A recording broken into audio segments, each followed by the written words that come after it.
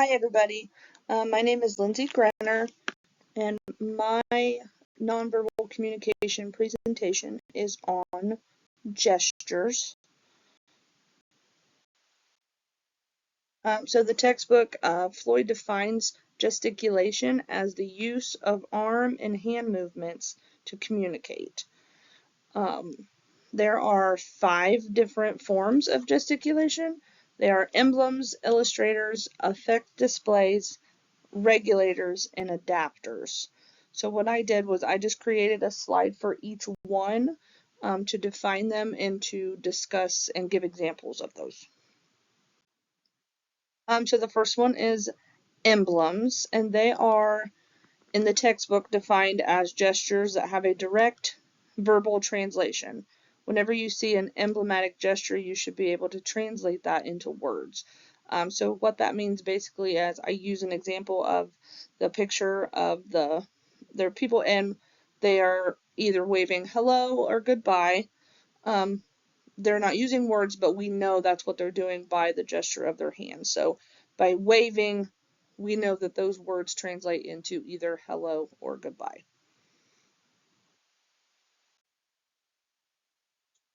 The next one is illustrators.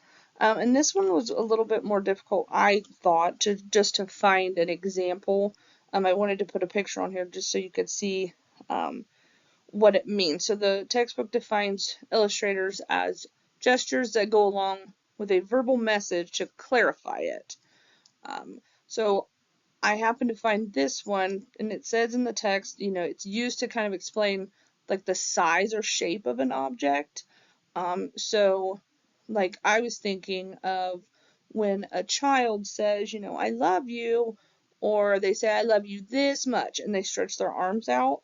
That's kind of what I took from it.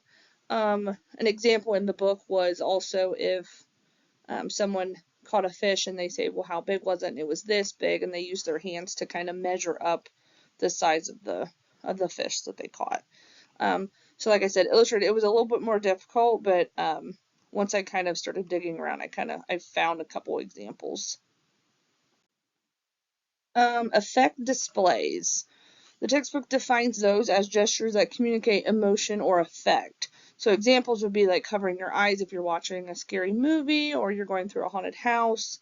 Putting your hands on your face if you're startled or surprised. So the example that I use as far as a picture was one of my favorite Christmas movies, Home Alone, which is a classic photo from the movie as he's got his hands on his face because he was scared, or he had put aftershave on his face, which was the original moment that he put his hands on his face like that. So he was startled and surprised that it hurt so bad, so he put his hands on his face. Effect displays can show positive or negative emotions. So what I did was, if you click on the YouTube link, that will take you to the Deep Impact clip that we have watched, and that would be Morgan Freeman was placing his hands on his forehead to show that he was worried, because it's a very quick clip. At the 1:16-minute marker, you can see they're waiting on a phone call because of to see what had happened with those on the spacecraft. So he's sitting there, or he's standing there. I'm sorry, he's standing there, and like I said, it's really fast, and if you watch it, if you aren't looking for it, you'll miss it. But he will put his hand on his forehead as he's standing there waiting to find out from that phone call what has happened to those on the spacecraft.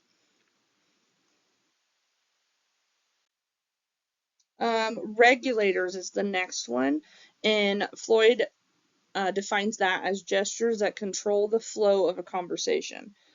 This one I relate to more than anything because I realize I do it a lot, and I talk with my hands. So as I'm sitting here right now, it's actually the most common way of using gestures because we use it subconsciously. Like I don't realize I'm doing it, but it's just to continue on a conversation. So that would be like this example that I used was this picture. This young woman, she's sitting in a classroom, and those behind her are raising their hands. Um, so I do it. I'm actually doing it right now. I don't mean to do it. I just, when I'm talking and having conversations, my hands tend to go along as I'm speaking to keep the conversation flowing.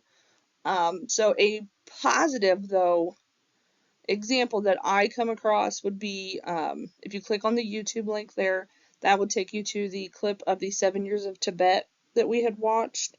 And he's trying to explain to the young boy why it's taking them so long with the worms and how they need to find another way to do that. Otherwise, they're never going to get the movie theater completed.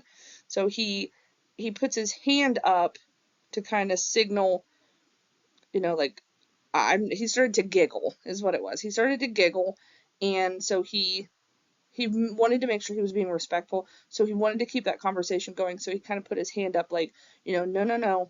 Like, I'm sorry, I'm not meaning to be disrespectful, but this is what we need to do to finish the project. Um, so that I thought was a positive example of a regulator. The next one is adapters, and that is defined in the textbook as gestures that are used to satisfy some personal need. There are two different types of them. There's self-adapters and other adapters. Self-adapters would be if you're only doing something to yourself. So if I had, I have long hair, and when I brush my hair, I tend to have some of it on my shirt. So if that's, me taking the hair off of my shirt, that is a self-adapter. But if I would go to my husband and, if he had something on his shirt and pick that off, then that would be considered an other adapter. So I used an example there of the woman scratching the man's back. So that is an example of an other adapter. Basically, just to summarize, gestures develop as we grow and learn. If you think about just kind of how we communicated as a child compared to how we communicate now as an adult using different types of gestures, the adapters, the effect displays, and things like that. I'm sure as a child I did not talk with my hands, and now I do. So it kind of changes as you go and you learn. And I also think like your environment and those you're around kind of do that as well. And then here is my reference page with the textbook. And that is all I have. Thank you.